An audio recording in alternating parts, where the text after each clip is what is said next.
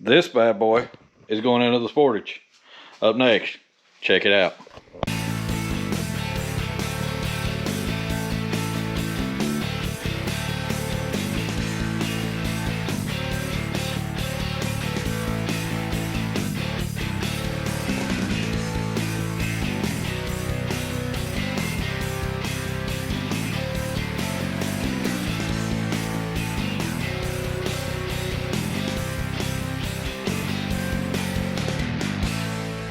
So I've got this Pioneer unit right here that's going into the Sportage. My wife had to have CarPlay. This was the complained the whole time that the car didn't have CarPlay, which she does travel a lot and uses GPS a lot, so it will help her, but to me it's just kind of a waste. But you know, it's what she wanted, so I'm doing it. So I'm putting it in the car. You know, gotta have the system, baby. Gotta have it. So we're gonna film doing it. I've got all kinds of goodies to go in with it too. I've got the backup camera stuff here, the USB camera stuff, all the mounting, new tuner for the Sirius. Got the iData Maestro, how you pronounce it, over here that I have to program. And first thing I'm going to do is hook up all this wiring right here. Now, I don't have any kind of amplifier in her car. As for now, I'm not going to put one in it. I may come back later and put new speakers and amplifier, but with the factory speakers, I'm just going to run the factory power from the head unit to power it. Now, as for putting car stereos in, that's something I used to do constantly. I'd do two a week when I was probably in my 20s or a teenager. But the market's really got away from doing a lot of car stereos, and I used to make really good money doing that. And the market now, you just really, there's nobody changes their head units out. They either buy a car with what they've got or whatever. So, you know, I still know how to do them, but I am a little rusty. So installing one of these Maestros units here is kind of new to me. I know you have to program them. I know there's some things you have to hook up for different cars and such. So I'm coming from the days back when you used to use the pack and the Scotch adapters and program them in. They were pretty crude, so these are supposed to work really well. I'm sure I won't have no problem with it, but it is a little bit of a learning curve for me. But the first thing I'm going to do, as soon as the soldering iron heats up, solder all these wires up. Like I said, I'm going to do the leads, speaker leads, and go ahead and solder them in and power them by the head unit for now. And if I decide to put an amp, I'll just cut it and cut those leads loose and run the amp wires to it and everything. But for now, we'll go ahead and do that. Alright, I've got you set up there. In my last video, I actually got one of those head mounts to use, and I just did not like it. There was times that the video, I wasn't pleased with my last video. There was times that it was like, you'd be looking at the back of the car seat, and I didn't know it till it was done. So I couldn't really see where I was filming really well. So I probably won't do any with that unless it's just maybe a driving video or something that, you know, I know where it's going to look. Hello, Mr. Cricket. But I know where it's going to look and everything. So probably not going to do many more with the head mount. So probably so we'll get to soldering this. It's probably be a fast montage with a little tunage to it. So, well, let's get her knocked out.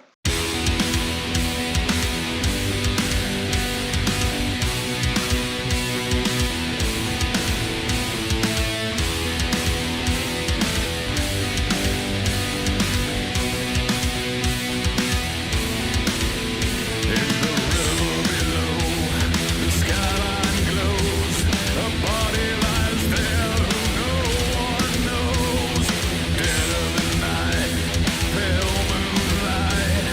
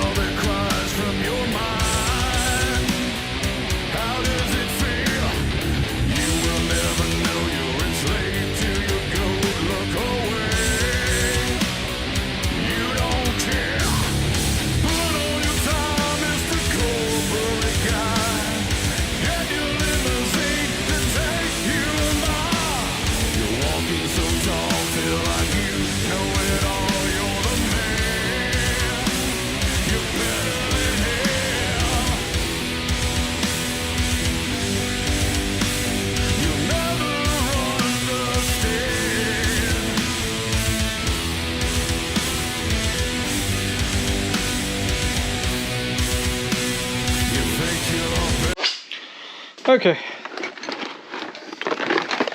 So all my connections are made here on the harness.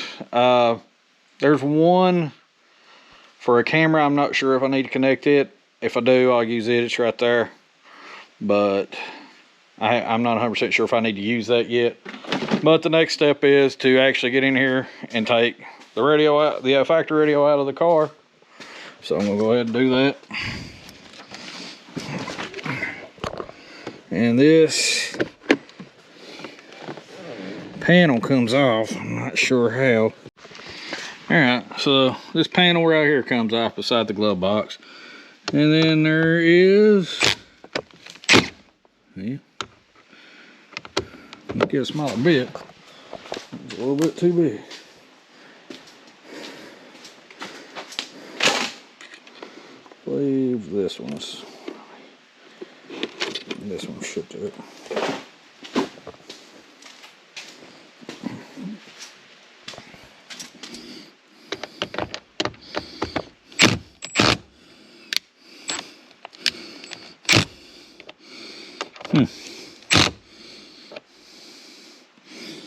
Okay. Go get a regular screwdriver. Okay, I got it out. And let's see here.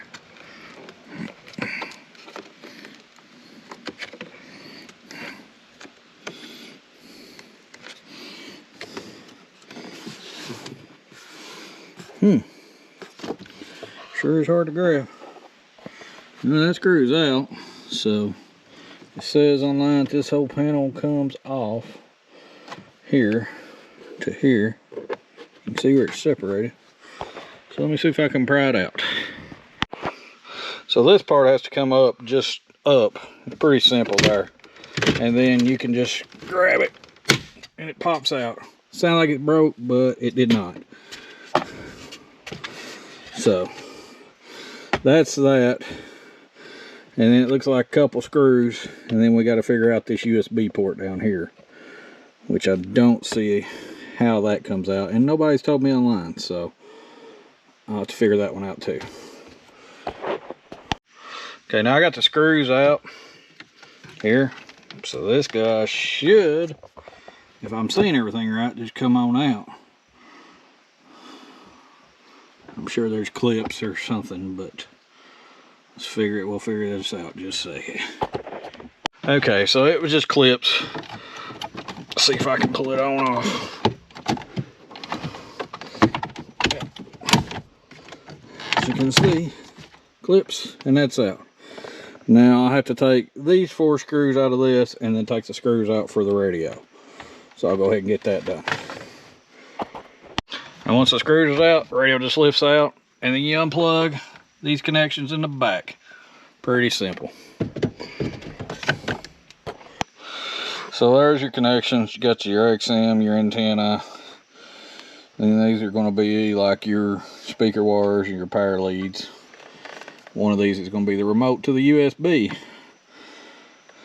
So let's go ahead and try to figure out how to get this USB out. By the way, these are not ours. Somebody dropped these in the car. We do not smoke. No offense to anybody that does. I'm just saying they're not ours.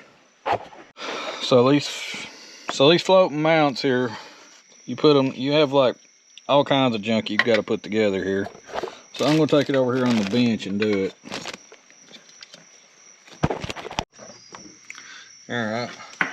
So instructions show these guys like this. I guess these are the screws for this.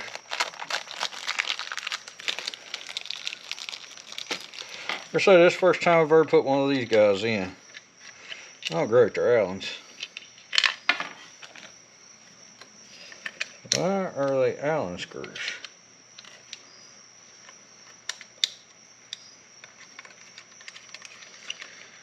I hate Allen screws, by the way. I'd like to know who Allen was. Why he thought this was a good idea over a regular old flathead or a 4-way. Good thing is I've got bits to fit an Allen screw.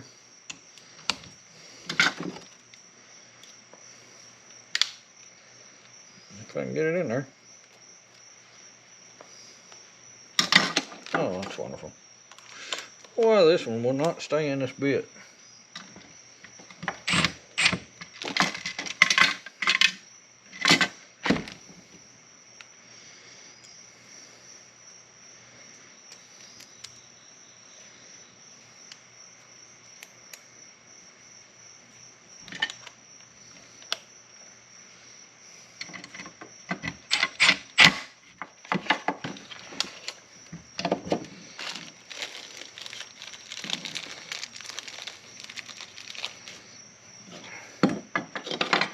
And same process on the other side, just put the Allen screws in, tighten it up.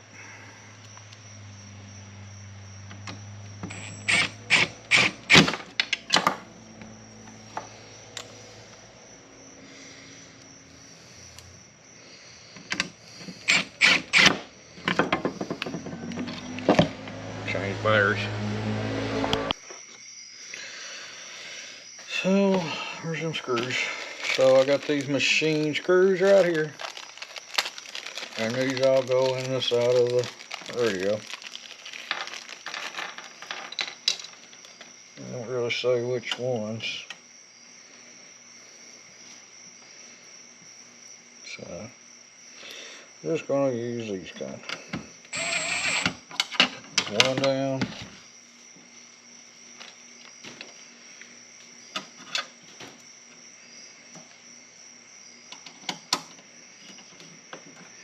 Alright, so got all that done.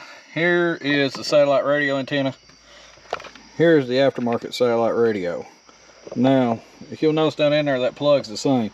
They sell you an adapter. It's about $20. It's just a waste of money because all you gotta do is unclip this little piece of plastic and this will clip in there. So I'm gonna do that now.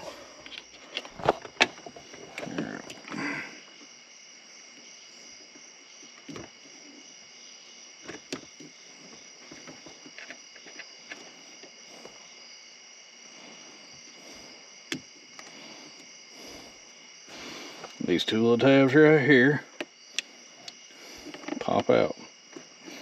Remember now.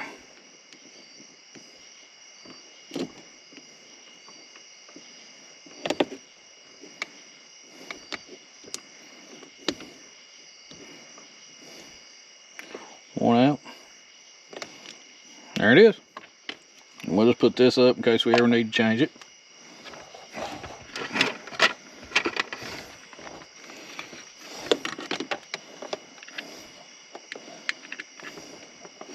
And there you go. That's a lot better than spending $20 on something that does the exact same thing. Now this, I'm going to just tuck it back in there, and this opening right back in there, because there's nothing there. 1 million connections later, luckily they give you a diagram here to print off. Tells you everything. There's a million connections that go in the back of these now. You know, you've got so many controls and stuff. I'm going to do a test fire. I'm going to hook a screen up, just test fire it, see what it does.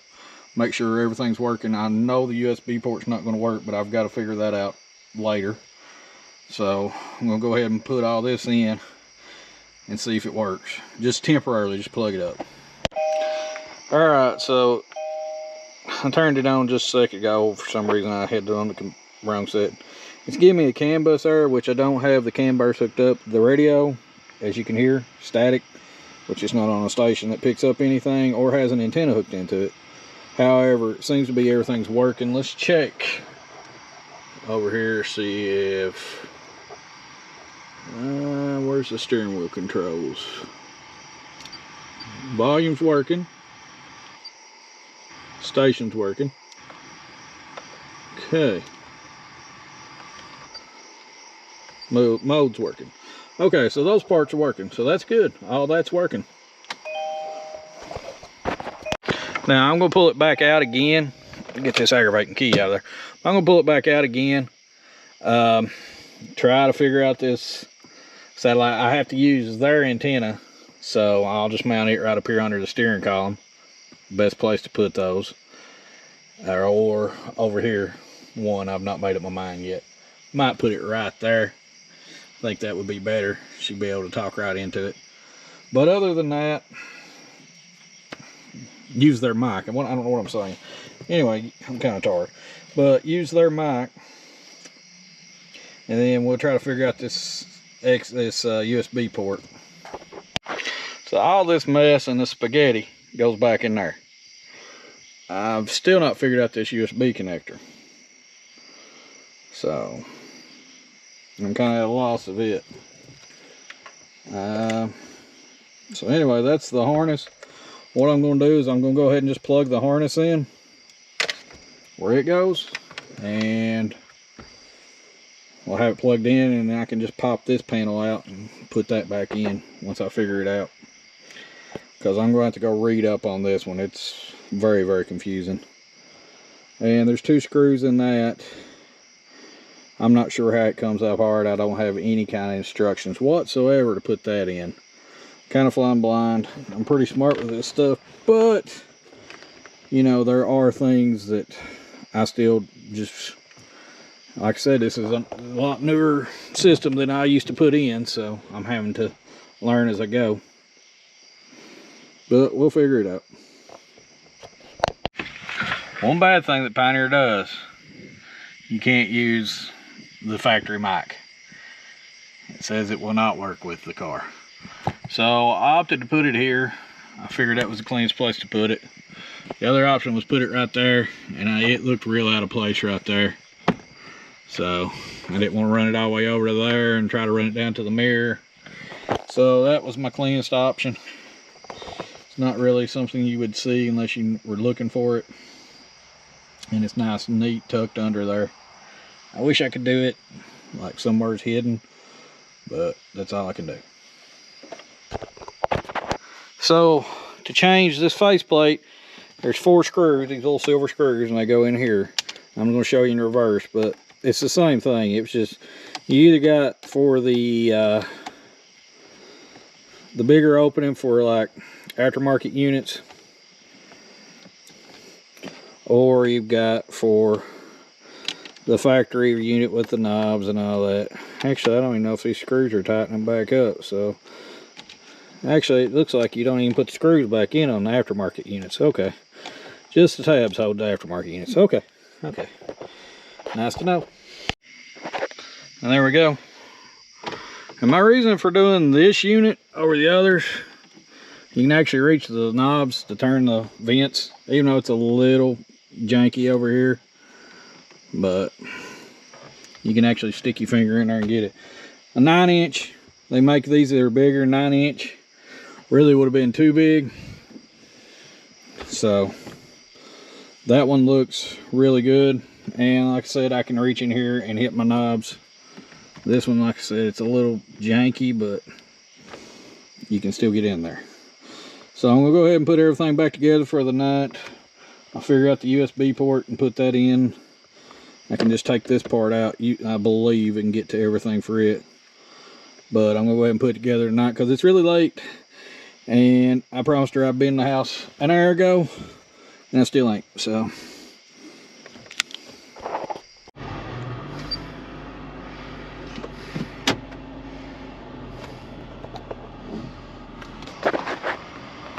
And there it is.